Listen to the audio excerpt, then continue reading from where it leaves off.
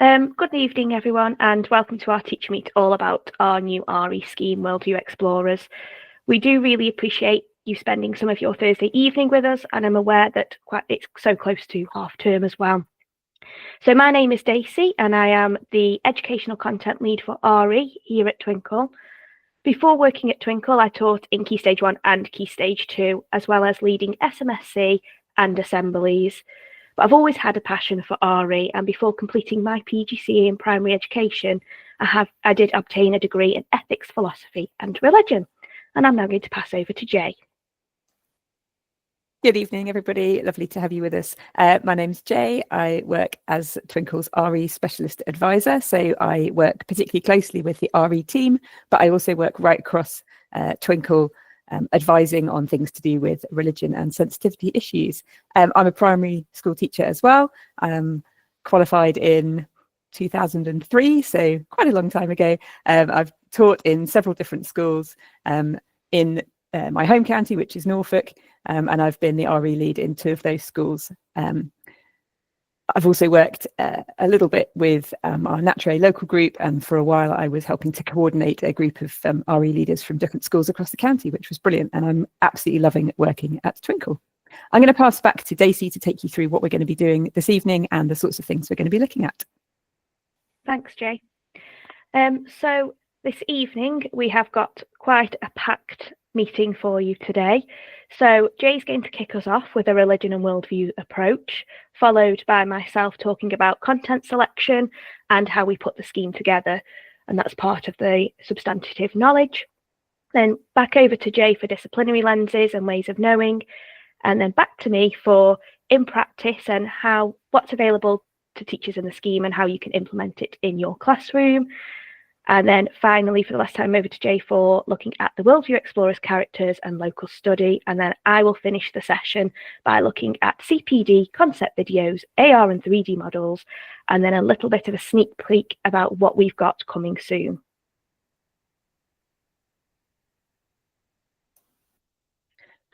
Fantastic. Thank you, Daisy. So yes, lots to talk about this evening. To start with, so obviously we're introducing to you this evening our Worldview Explorers scheme, our RE curriculum, and I wanted to start by looking at the approach that we're taking. Now, apologies for any of you for whom this is, I don't know, for those of you who know this already, but this terminology might be new to some people, so I thought it was important to just take you through what our approach is. So a religion and worldviews approach, it's nothing new in a way, but back in 2013 was the first time that the word worldviews appeared on a government document about RE, and it was in the updated non-statutory framework for RE. It was the first time it appeared there. And then in 2018, the Commission on Religious Education report suggested that RE should actually be renamed Religion and Worldviews. And they introduced the aim of studying through a range of different academic disciplines and encountering individuals and communities. The suggestion from the core report about RE obviously being renamed Religion and Worldviews still hasn't been adopted by government, but worldviews as a concept is not a new thing. So what do we mean by a religion and worldviews approach? Well, from our point of view, it's not just a change in terminology. This is something different. It's a completely different approach to RE. I think for 20, 30 years, RE was all about exploring the big 6 religions, just having those main religions, tending to give children the overviews of the characteristics of maybe the institutional forms of those religions. I don't know about you, but certainly the schools that I have taught in, and certainly when I trained, it was all about, okay, now we're going to get out the Sikhism box from the cupboard, or this term we're going to get the Judaism box out. And a downfall of that model of reducing religions down to that one box becomes a reductionist approach. We reduce religions to a generalization or a checklist of features, and think that we can just teach children that this is what Islam is. It's what fits in this box, for example. Whereas religion and worldviews approach seeks to take this very differently and looks not at all at a reductionist approach, but looks at the diversity of what religion looks like in the world. And it's one of the things that I'm most excited about in terms of RE, is the fact that it's about every person, not just a checklist of whatever. It's about all of us. It's about every person. There's such a diversity of people in the world. There's such a diversity of thought, and religion and worldviews seeks to help children to understand and appreciate that diversity of lived expression of belief. It's based on the idea that all of us stand somewhere. Every single one of us has our own personal worldview, and exploring our own personal worldview is then the basis of understanding religion. So yeah, we want to take this religion and worldviews approach. So what do we want? What does that mean for us in terms of what do we want children to achieve from our scheme? Well, we want children to be introduced to the diversity of religion and worldviews, and explore their complexity.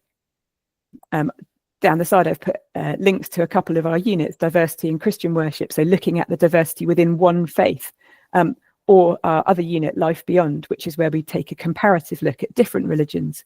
And there are other units that we've got which do both of those things, either looking at the diversity within a religion or a worldview, or the connections and the diversity between religions and worldviews. So we want them to understand diversity. We want them to be able to have respectful, informed, and really importantly, age-appropriate conversations about religion and belief. Through our scheme, we hope that we can encourage and scaffold and support children to be able to have those kind of informed conversations about religion and belief. We want children to be able to take space to explore their own worldview, realizing one of the brilliant things I think about teaching primary children is the fact that as an educator, you get to be the people that get them to learn something for the very first time. It's so exciting, isn't it, in primary when children are learning something for the first time ever. And RE is brilliant, where they're learning potentially for the first time ever. They're realizing that not everyone thinks the way that they do, and their eyes are opened to the world around them. And giving them the space and the time to explore their own worldview and how this impacts the way they make sense of the world is really important to us through our scheme. We do this particularly in every lesson. We have reflection sessions, but then we also have our philosophy units, which really help children to grapple with some of those big questions and how they might have been answered through history or answered by other people, but also giving the children the opportunity to answer those for themselves. I think we also want to recognise that individuals can identify with more than one institutional worldview or none at all. And we want the children, above all, to understand how to be respectful and informed. The Ofsted Research Review into Religious Education in 2021 talked about 3 different types of knowledge. They talked about substantive knowledge, the content, the what we teach. They also talked about disciplinary knowledge, and I'll talk a bit more about that later, how that content is approached. And the personal knowledge, that thing I was just talking about, how children get to the grips with how that content, what they're learning, affects them. So I'm going to pass over to Daisy for more information now for you about the substantive content. Excellent. Thank you very much, Jay. So in this section, I'm going to talk about how we came about creating the scheme, which is Worldview Explorers.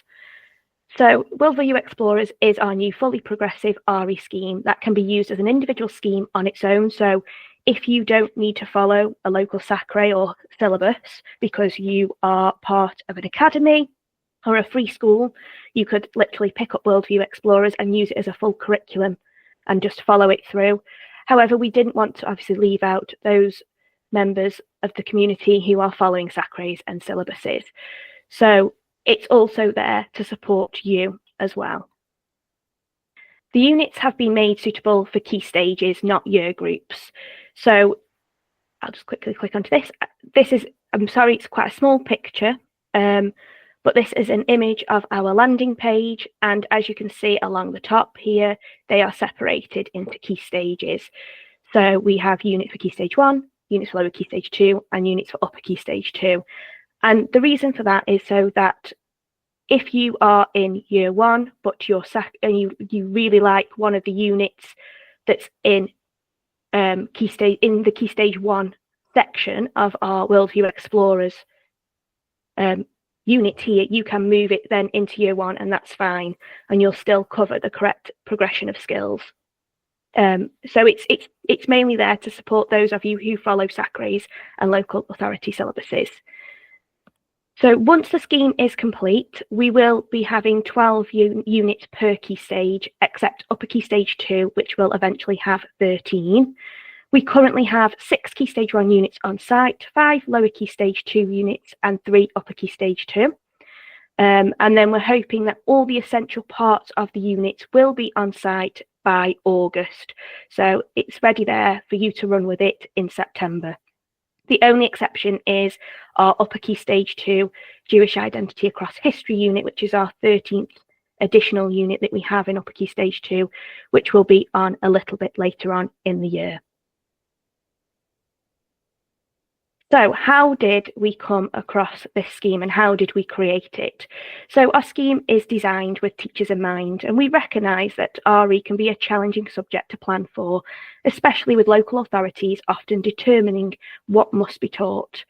So we also understand that it's an area where some teachers may feel a little less confident.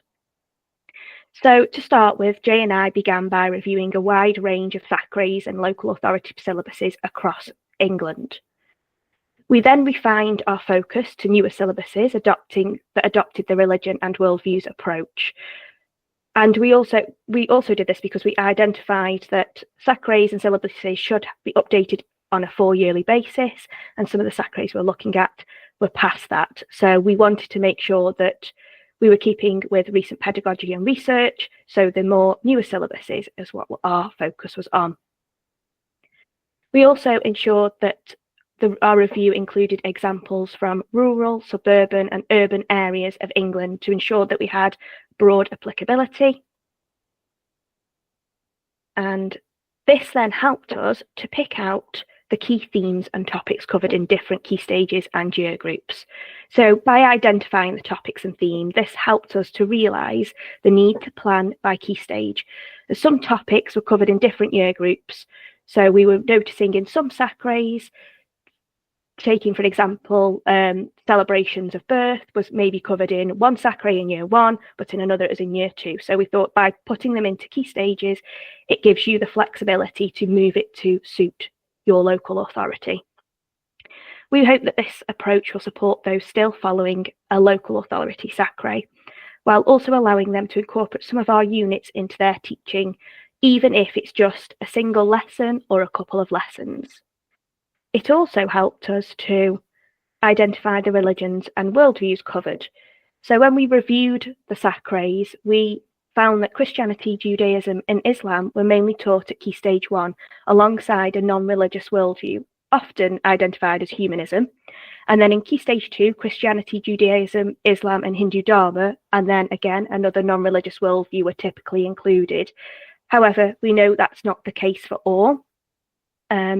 But we did create that as the foundation for developing our scheme. So our scheme does follow that pattern, but we have included additional lessons, which you will see as you go through the scheme, that include Sikhi, Buddhism, paganism, and some other non-religious worldviews too. And then once we had identified the religions and looked at the key SACREs across the country, we began to develop the scheme by mapping out units to suit other SACREs and also a way that we thought would work progressively as well. And we created a clear progression map. So here's our progression map here. Now, you will receive these slides at a later date, and all of the images that you see that link to our resources, you can click on them and they will take you to our resources. So I'll count my words out today. Our progression map provides a structured and comprehensive framework for those following Worldview Explorers and anyone teaching RE. It's been divided into 10 strands, which are the key areas we believe are essential for learners to understand in order to succeed in RE, and to also cover a breadth of aspects of religion and beliefs.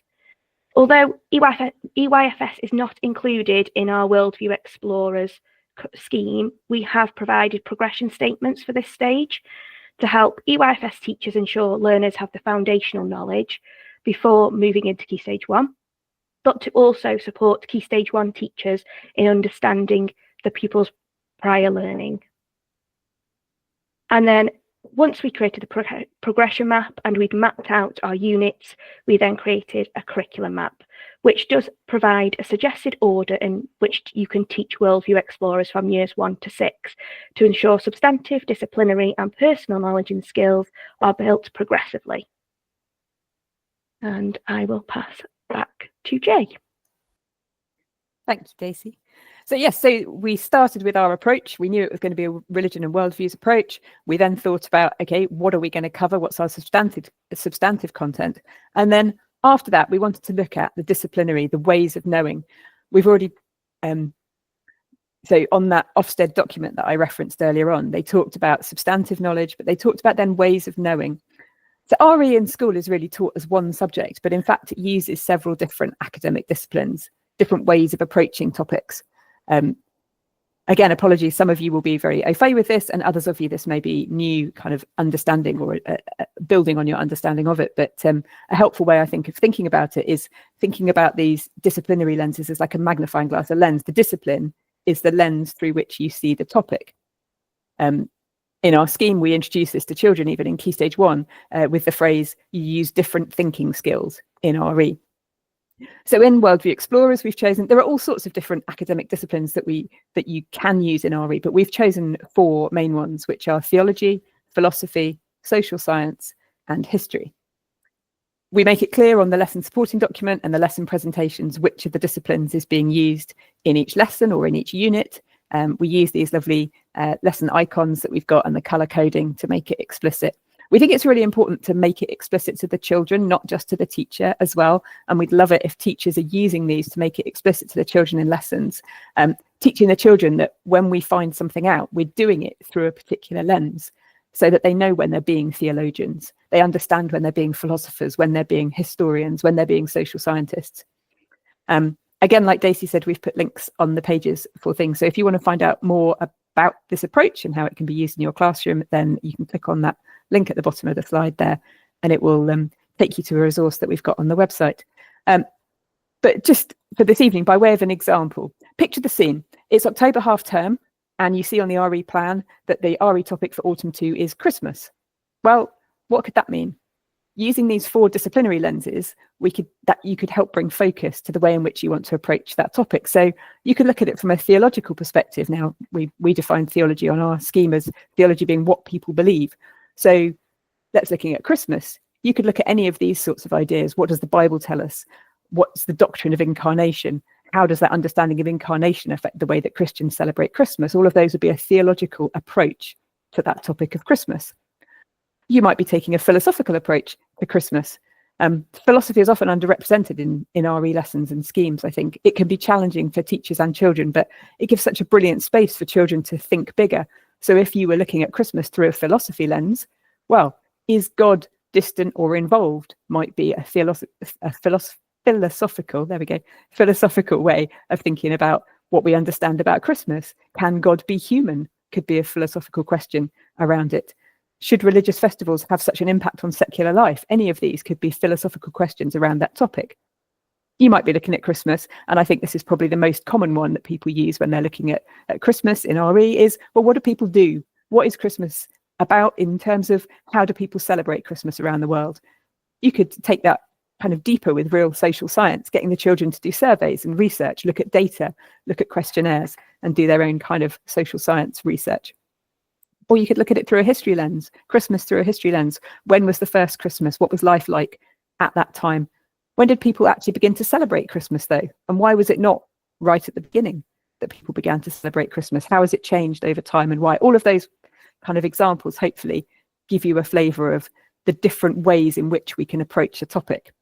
So with our scheme, we wanted to use these different approaches and make the approach that we're taking really explicit within each unit. The way we do that in terms of the practicals is that we have these kind of child-friendly definitions for the different lenses. So theology, thinking about what people believe; social science, thinking about how people live; philosophy, thinking about how people think; history, thinking about how things have changed over time. And so on each presentation within the lesson packs, there'll be a slide in the presentation that has that icon, and it says to the children, in this lesson, we're going to be using this particular lens. And we've got different definitions for Key Stage 1 and Key Stage 2 that are slightly different. And we've also produced a pack of posters so that you could have that poster up in your classroom to just remind the children what the different lenses are and what we do with them. I'm going to hand over to Daisy now, and she's going to talk in a little bit more depth about the practicalities of what's available in the scheme. Thanks, Jay. So what does Worldview Explorers look like in practice in your classroom or in your school? So I'm just going to run through a little bit of a background of all the resources that are in the scheme, and then how you can use these and how they may benefit you. So as I've mentioned, there are going to be 12 units per key stage. And when I talk about a unit, it includes a unit overview, 6 lesson packs. We do have some units that have additional lesson packs, which I will talk about and the reasons why for those a little bit later on. A knowledge organizer, a quick quiz and reflection, an additional resources pack, and interactive resources. Now that's got a star next to it because when we originally started to create Worldview Explorers, we started to add our interactive resources, but to ensure that we meet the deadline so that the scheme is ready to use in classrooms for September, we've just put a hold on those, and we want to make sure that the resources above interactive resources are ready for August, and then following that, once they're all out there, we will then add the interactive resources afterwards. So there's just an examples of some of the resources currently on site. Okay, so I'm going to talk through the unit overview. So each unit has a unit overview, which includes a concise summary of the unit. It includes all the progression statements covered within that unit, within the lessons, and the relevant disciplinary lens. And then at the top of each unit overview, you will find the unit title and the overarching question that guides the learning. So, for example, this is the name of the unit overview, and this is the overarching question. And again, sacred places in Judaism is one unit, and the overarching question is, why are some places sacred to Jewish people? So the overarching question for the unit represents what we hope children will be able to answer or respond to by the end of the unit. Each lesson also includes its own guided question or big question designed to help children build towards answering that overarching question. And then here are some other key features that I want to point out as part of the unit overview. So we have the unit essentials. So in this box, we have anything that is underlined are hyperlinks that will take you to resources on site, and it's everything you need for this lesson. We've also carefully considered what you may need in coming lessons in the future. So for example, looking at this one here in lesson 3, you will need a jar to create a good deeds jar. So you know, as soon as you're starting to look ahead at your teaching, that at some point, whether it's 3 weeks' time or if you're blocking it, I don't know, whenever you come to teach lesson 3, that you need those jars ready. Additionally to that, each unit overview comes with a prior learning and digging deeper section, which allow you to identify what children will have learned before in the Worldview Explorers unit and where to go next. And then on the second page, you'll find a breakdown of the lessons in the unit, again with a brief description. It will also tell you which religions and worldviews are covered, and a list of resources you will need and links, again, to those resources that are on site. Then we have our quick quiz and reflection document. So the quick quiz and reflection resource contains 10 questions, and they're based on knowledge covered in the unit, and it also then has a reflection sheet at the end. There are many uses for this, but you could use the quiz as a baseline before teaching the unit to assess the thoughts on the children and what they already know. It can then be used at the end of the unit as an assessment tool to track the progress.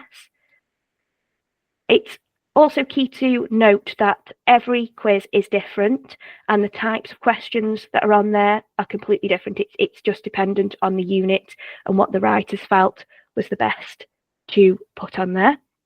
So the questions you may come across, there's a mixture of multiple choice, open and closed questions, and there'll be opportunities for children to respond with words, sentences, or illustrations. And then the reflection sheet. This is aimed to be used at the end of the unit to allow the children time to reflect on their learning and how they will take away some of the teachings into everyday life. This is an integral part of the personal knowledge aim.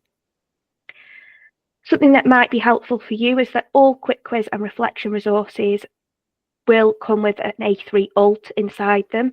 So there's more room for the children to add their responses to it, because I know sometimes the boxes can be a little small.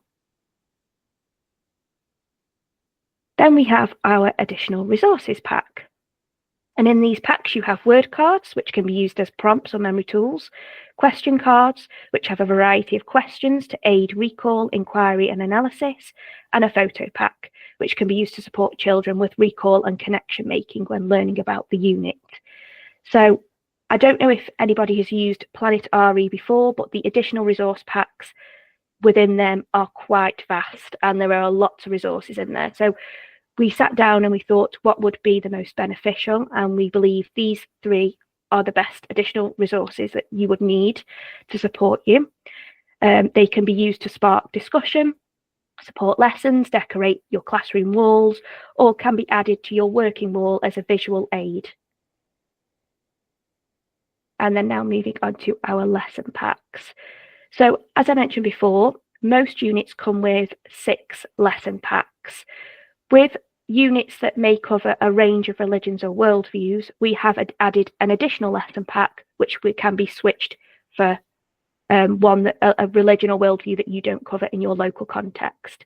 But lesson packs include a lesson supporting document, a PowerPoint, 3 activities to choose from, and they also include black and white, eco, and dyslexia alts within the folders. And then, like I've just mentioned about the flexible lesson option, so they are there to replace other lessons in the unit that's better suit your local context. However, if you've got the time, which I very much doubt anybody has the time, if you want to teach all of them, you can.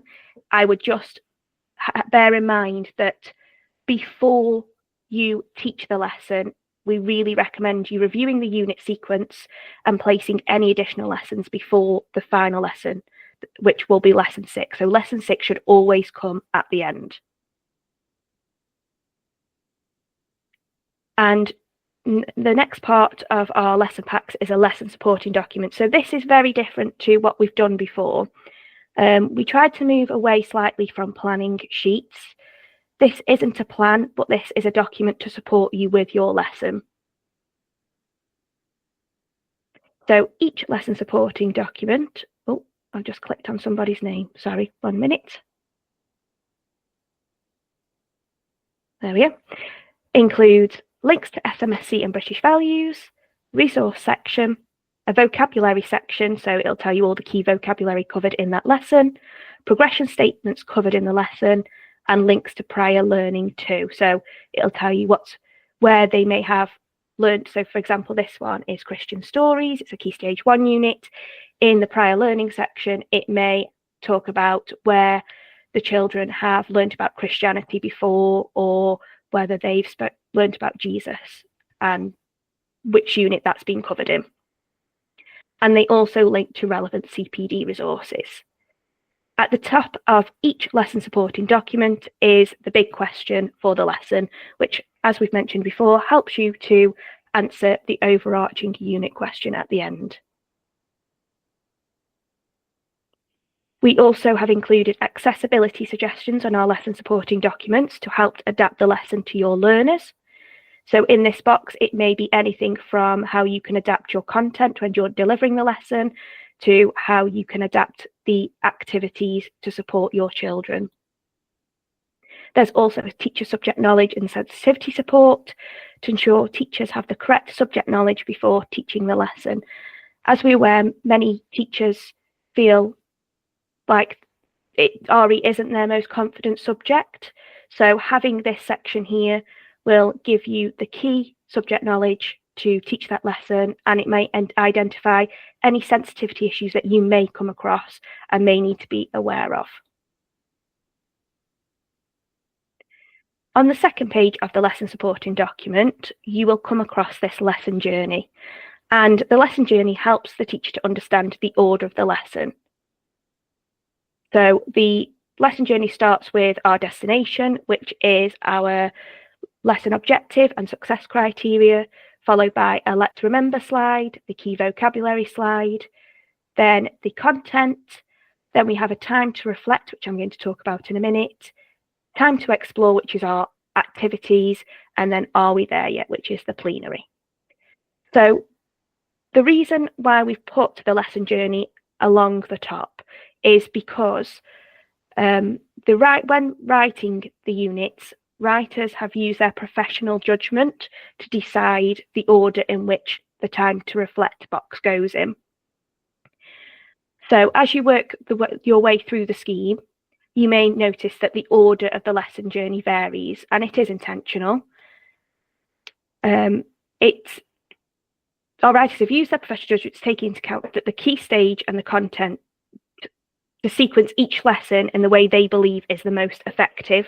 So every lesson includes a time to reflect, and we've put that in there so that it offers children a chance to pause, to consider their learning and begin to develop their own personal perspectives.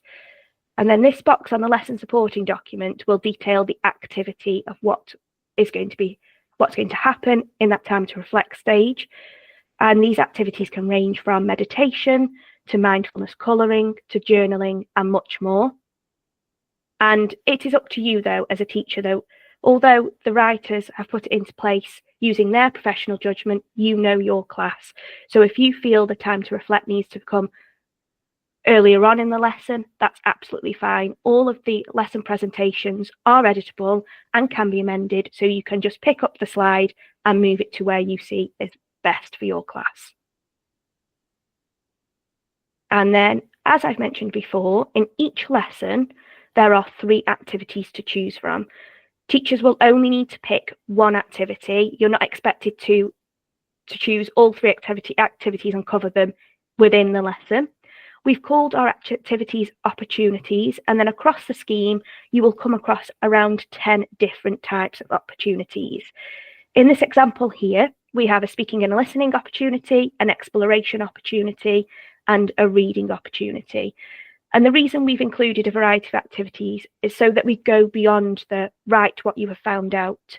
We want children to be excited about learning RE and know that they're not just recalling facts. They really need to think about their learning and start to develop and begin to create their own personal perspective on what they've just learned. So we've made much more varied and creative activities within that. Now, the PowerPoints do follow a similar order and are consistent across lessons. So although the format remains the same, the content and delivery are tailored to be age and stage appropriate. And as professionals, we recognise the varying needs of learners at different developmental stages. So although they look the same, we have taken into consideration the year groups and the content that is required for that. So we have on our PowerPoints, we start with a question for the lesson, which is the big question that helps us to answer the overarching unit question at the end. And that is always the title of the lesson and is the first slide you will see in our PowerPoint presentations. Then we have the overarching unit question. So it's always on our PowerPoints, so the children are reminded what they're building up to, what's the question that they need to answer at the end of the unit. And this is displayed on the question we're going to explore slide. And that always includes one of our Worldview Explorers characters with a speech bubble.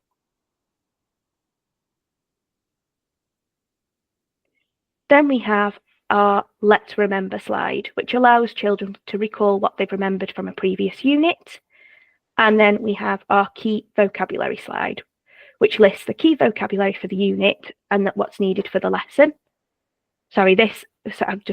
The key vocabulary slide on the PowerPoint will just mainly be the ones that are needed for the lesson.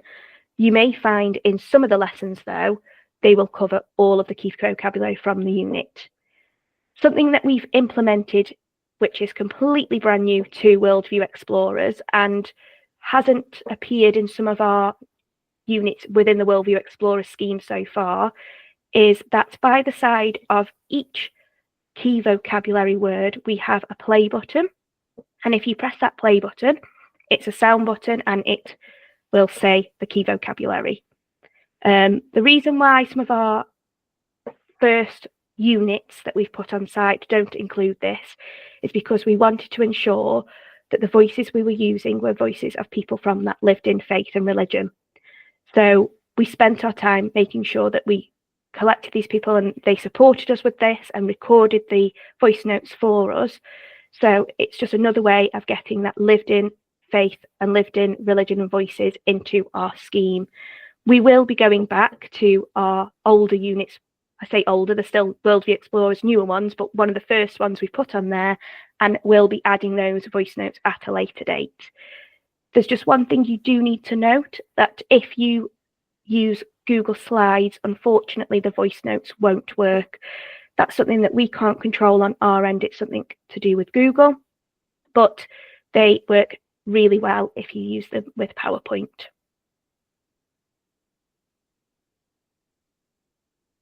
And then we have our time to reflect slide. And like I mentioned earlier, this is an opportunity for children to reflect on their learning and help them to develop that personal knowledge and their personal perspective.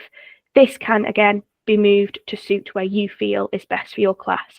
The writers have placed it in a place where they feel suits best from their professional judgment. However, like I said, you need to think about your class and when you feel it's best for them. And all the PowerPoints are editable, so you can move it to where you feel is fit. And then towards the end, you will come to 4 slides, which are labeled time to explore. One of them is just like a placeholder to say, this is time to explore. It's time to go off and do our activities and learn more independently or as part of a group. And then the 3 slides below that will include the 3 activities for that lesson. You only need to choose one of those activities, and you can then delete the other activities on the other slides, so you don't get confused or the children don't go, oh, we've decided we're doing the reading activity today, but there's a creative activity. Oh, we want to do that. So only keep the activity that you are using for that lesson. And then to finish off our PowerPoints, we have a slide which is called Are We There Yet? And these act as our plenary, and they can be used to assess what the learners have learned in the lesson or for consolidation. And then a key thing throughout all of our PowerPoints are our Worldview Explorers characters, and they deliver key content and guide learning. And Jay's going to talk to you more about those now. Thank you, Daisy. Yes, so hopefully you'll have spotted our children appearing throughout this presentation, and if you've looked at our units and our lessons already, you'll have seen them. So we've designed these 9 children. Characters help children to realise that other people think differently to them, and we wanted to make sure that through this scheme we had some children who were popping up all of the time for the children in your class to be able to relate to. We introduce them at the beginning of each presentation pack with a little spiel about them that we've put up here. We've got a different one for Key Stage 1 and slightly different wording on it for Key Stage 2. But we want our Worldview Explorers characters to inspire the children in your class to be respectful and open-minded, and we use them to show that exploring diverse perspectives helps us to better understand the world. Throughout the units and the lessons, they appear all over the place. They ask questions, they share their views, and we use them as well to give examples to scaffold the learning for the children. So, for example, in the picture on the left, that comes from a Key Stage 1 unit, which is about Ramadan and Eid, looking at celebration. And we've got 4 of our characters there just talking about celebration in a different way in order to help to scaffold a discussion or provide examples for children in your class about how they could respond to that question, what do you celebrate? And we use them as well to talk about their own beliefs. So we've got these 9 different characters. They all come from different backgrounds, different perspectives. None of them are representing a whole religion. They're all just representing themselves and what they do and what their worldview is. But they talk about what they do and their own beliefs and practices in a way that's hopefully simple and accessible for the children in your class to be able to read and understand and relate to. And we also use them to interact with each other. These 2 slides have just got a little tiny snapshot of a much longer conversation that's in one of the units. Actually, this unit isn't quite yet active on site. This is the Key Stage 2, lower Key Stage 2 Faith in Art unit, which is hopefully coming very, very soon because it's nearly ready. But here we've got 2 of our characters. We've got Alex and Ravi, and they're having a chat. And Alex says, oh, I don't believe in God, but I believe people should be kind to each other no matter what they believe. And then we have Ravi responding, that's interesting. I think being kind to each other is really important. Can you tell me more about that? And we want to use these characters with conversations to model that kind of curious and respectful dialogue to help the children to see how that could be played out in practice. Now, we think our characters are great. We're really behind using the characters in the scheme. We think they're fantastic, but we acknowledge that they're not real people. And hearing from real voices is so important in RE. With this in mind, a new section of our scheme provides support to teachers and leaders who are aiming to develop local study elements into their units of work. Throughout the units, teachers are encouraged to make whatever learning they're doing relevant to their context. And throughout every one of our units, we help teachers to do that. But we've also got these resources as well, the local study resources that are designed to provide even more support and structure to do that. So on the website, under the subject leader tab, you'll find a section called local study. At the moment, we've got resources in there for teachers and RE leaders who are wanting to either, organise a visit to a place of worship or want to organise a visitor to come into the classroom. So we've got within that, we've got lesson packs to use within your classroom for before and after a visit or a visitor. They include things like helping the children to be introduced to who the visitor might be or where you're going, teaching them about respect and sensitivity issues that they might come across, and they include activities to help children to develop effective questions as well.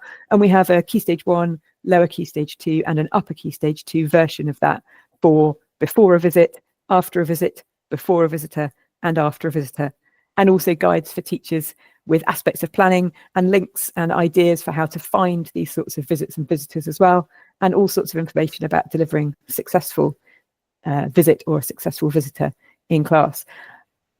I'm really passionate, as you can probably tell, about the local study element of what we want to do and about how you can make this curriculum local context. If you've got any extra ideas, that would be great, but we also, as well as these visits and resources, we've got in the pipeline some ideas about questionnaire resources, a sacred sites explorer guide, some suggestions for pilgrimages for schools, all sorts of things that are in our coming soon. But if you've got any other suggestions about what you'd like to see, that would be great. And whilst we're on the subject of other things that are coming soon, I'm going to hand back to Daisy to chat about more about what's already available and what else is coming up in the future. Thanks, Jay. So under the subject leaders tab on the Worldview Explorers landing page, you will also see that we have a growing range of resources to support teachers with teaching RE, including CPD overviews and our concept videos. So the CPD overviews provide detailed information to help you refresh and deepen your subject knowledge on specific religions, worldviews, or topics. Currently, we have 11 available on site, but we do have plans to expand this collection in the future. And we also have our concept videos, which can be used in the classroom to support whole class teaching. Again, we're looking to expand these. The ones that we currently have on site are linked to celebrations and festivals, but we're going to be doing some more tailored videos, specifically tailored to our individual units within Worldview Explorers, looking at places of worship where our Worldview Explorers characters are going to take you around their place of worship or a place of worship that is special to them. Or looking at religious artifacts, and they're going to be talking through the artifacts and why they're important to different faiths and different people. And on top of that, we have some more coming soon before I go coming soon, get too excited about what we've got coming soon. We also have in some of our units AR and 3D models. So some lesson packs do include 3D models to help immerse the learners. And the 3D models include everything from religious artifacts to places of worship. If your school already has access to artifacts, that's absolutely fantastic, and we encourage you to continue using them. However, the 3D models are designed to support those who don't have such resources or to offer further exploration alongside the physical artifacts. And with this, it'll help to bring religion and beliefs to life. So you'll know if a unit, or a lesson, should I say, has a 3D model because it'll have this label on the side of the lesson pack. And if you would like to learn more about our AR models, which are these at the bottom, these are accessible if you click on the links when you receive the presentation. early next week, that will take you to our AR section where you can explore more of our AR models. And then now finally coming soon. So we do plan to expand our resource offerings for Worldview Explorers. However, some resources are currently on hold until the curriculum and assessment review is published. As some of you may know, it's being considered whether RE is going to be on the national curriculum.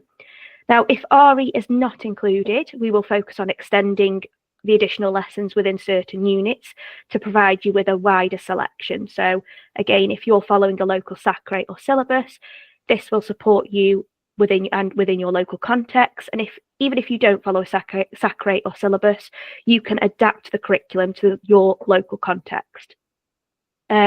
Additionally to this, we will look at extending our units, again, to support those who follow SAC rates and local authority syllabuses, to give you more, to offer more content options. If it does go on the national curriculum, we will relook at the Worldview Explorers scheme and ensure that it aligns with the new national curriculum. But we do have some resources that are coming soon and will be coming no matter what. And those are long-term plans for Key Stage 1 and Lower Key Stage 2 and Upper Key Stage 2. These will be extremely helpful for subject leaders and SLT, as well as teachers. They will provide more detailed information about how you can match your units and the individual lessons to local study, and lots of other exciting things as well.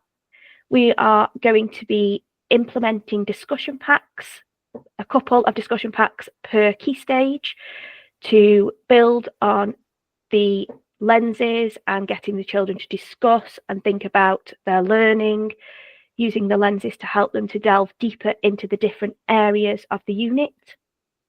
And we're going to, like I mentioned before, further concept videos. And like I mentioned at the beginning, once the main part of the scheme is complete, which we're hoping is going to be happening by around August time, we will then add in the interactive quizzes and an additional interactive resource per unit, and much more, which we will keep under wraps for a little bit. But there's lots and lots of exciting things happening within RE at Twinkl. I just wanted to say a huge thank you for taking time out of your evening to listen to Jay and I. We really do appreciate it, and hopefully you can see how how passionate both of us are about Worldview Explorers. And I know the RE team at Twinkl feel exactly the same. They've worked so hard, and we really hope you love our resources.